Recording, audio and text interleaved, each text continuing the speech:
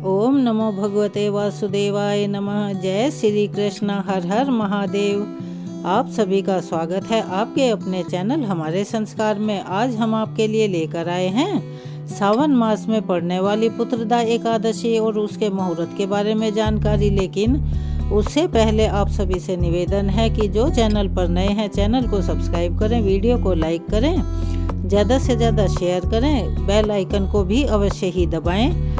Comments box में ओम नमो भगवते वासुदेवाय नमः, हर हर महादेव, जय श्री कृष्णा लिखना ना भूलें। आपका सहयोग हमारे लिए अनमोल होता है और आपकी मदद से हमें बहुत मनोबल मिलता है। चलिए एक बार मेरे साथ प्यार से बोलिए जय श्री कृष्णा, राधे राधे। वैसे तो साल भर में 2 बार पुत्रदा एकादशी का व्रत रखा जाता है, पहला श्रावण मास में और दूसरा पौष के महीने में। लेकिन इन दोनों में श्रावण मास में पड़ने वाली पुत्रदा एकादशी को अति महत्वपूर्ण माना जाता है। तो चलिए हम आपको बता रहे हैं कि पुत्रदा एकादशी का व्रत कब रखा जाएगा, व्रत का पारण कब किया जाएगा। और इस बार वैसे भी एकादशी के दिन भद्रा लग रही है, तो भद्रा काल कब से कब तक रहेगा। और जैसे कि भद्रा का होना उसके वास के ऊपर निर्भर करता है कि वह कहाँ वास करती है इस बार।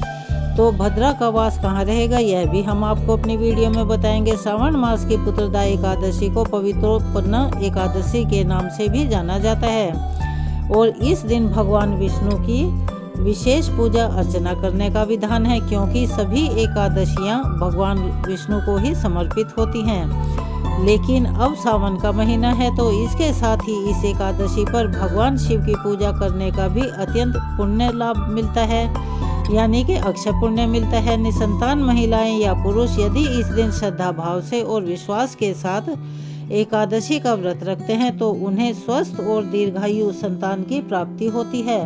पारिवारिक जीवन में खुशियां, सुख, समृद्धि और शांति बनाए रखने के लिए भी इस व्रत को अति महत्वपूर्ण बताया गया है। और इस व्रत को अगर श्रद्धा भक्ति भाव से आप करते हैं तो जीवन से जुड़ी हुई सभी समस्याओं और कष्टों से मुक्ति मिलती है।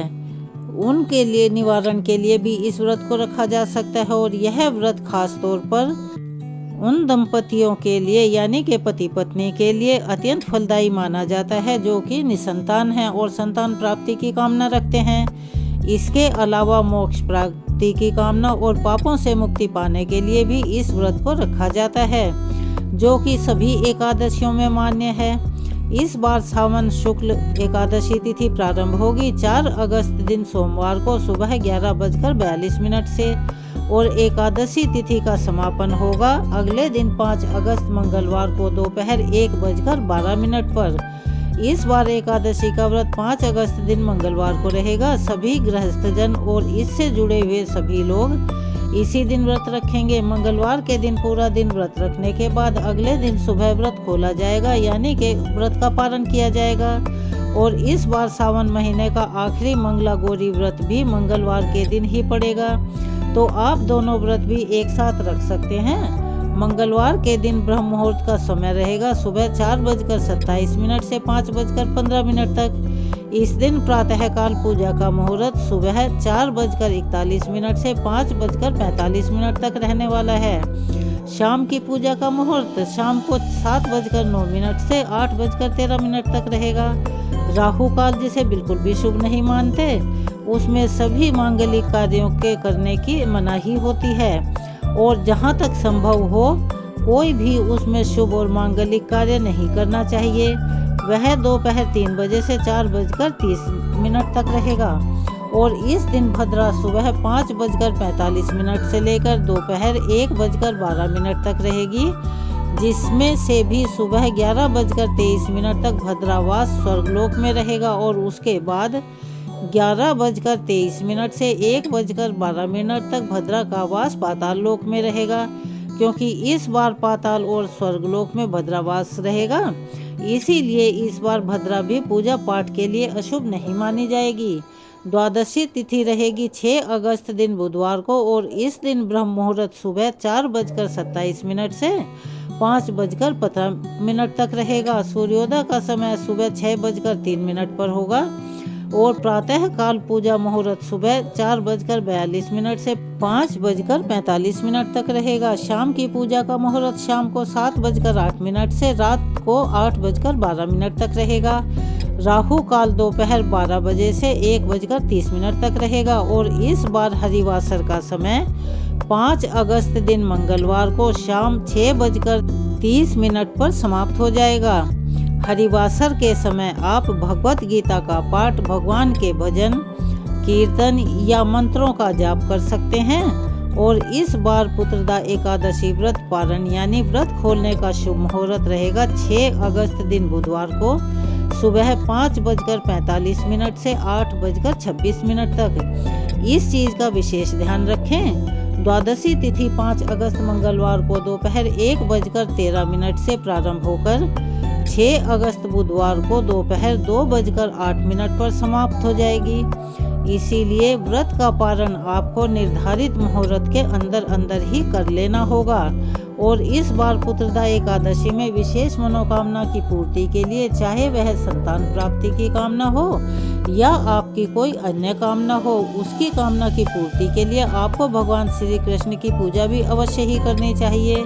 वैसे तो सभी भगवान और शक्तियाँ एक ही हैं, लेकिन फिर भी इनके लिए दिन, व्रत और मुहूर्त और तीज त्योहार निर्धारित किए गए हैं।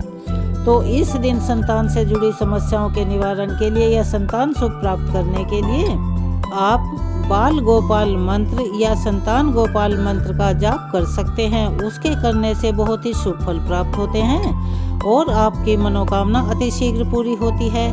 इसके अलावा विष्णु गायत्री मंत्र ओम नारायण विद्महे वासुदेवाय धीमहि तन्नो विष्णु प्रचोदयात्, इस मंत्र का अपनी सुविधा के अनुसार जाप कर सकते हैं। समय ज़्यादा है तो ज़्यादा नंबर में कीजिए और अगर कम है तो कम में कीजिए। संतान गोपाल मंत्र इस प्रकार है।